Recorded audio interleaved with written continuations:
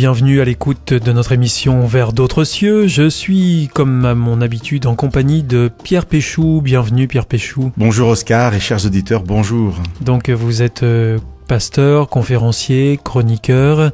Aujourd'hui, vous nous proposez de parler de la lumière.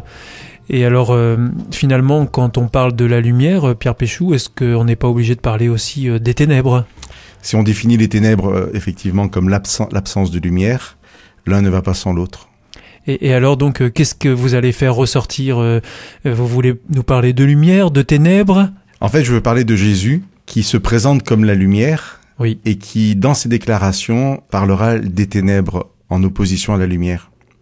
Jésus est présenté dans la Bible comme celui qui vient nous réconcilier avec Dieu, avec le Père. Cette réconciliation, c'est ramener à l'intelligence des personnes la vraie image de Dieu qui a pu être déformée au cours des siècles par les traditions religieuses et humaines. Et Jésus vient en disant, voilà, moi, celui qui m'a vu a vu le Père. Donc ça va très très loin. Et Jésus va employer des images très simples.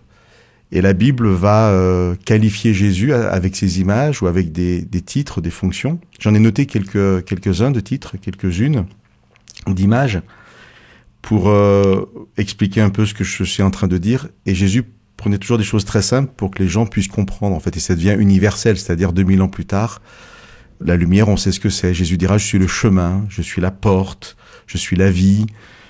Il va parler de berger, il va dire, je suis le berger, je suis...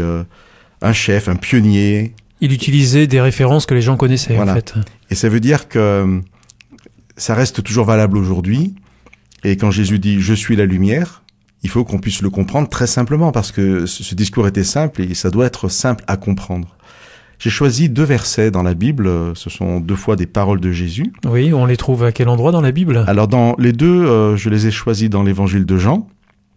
Et la première référence est le verset 12 du chapitre 8. Alors je vais le lire sans plus attendre.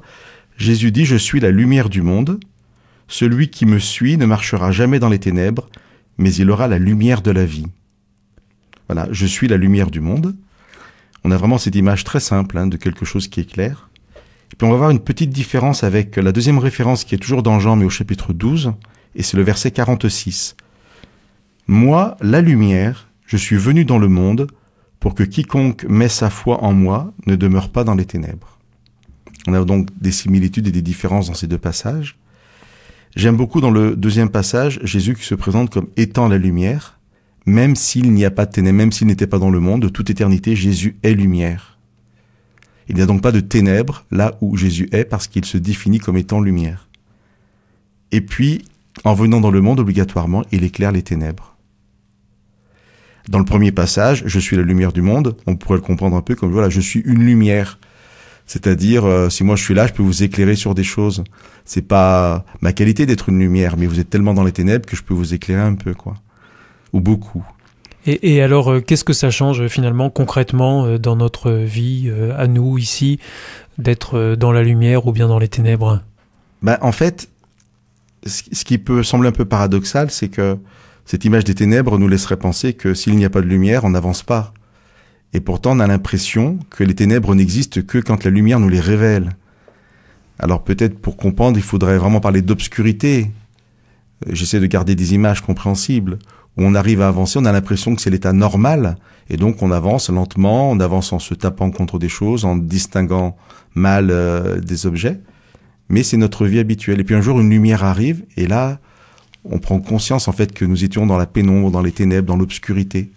Qu'est-ce que ça change dans notre vie ? Jésus dit, vous ne marcherez plus dans les ténèbres. Ça change, c'est qu'on va avoir un vrai regard sur les choses. Pour moi, c'est très libérateur. J'aime beaucoup ce mot de liberté. Mais je pense qu'on peut aussi l'utiliser dans le cadre de cette image de la lumière.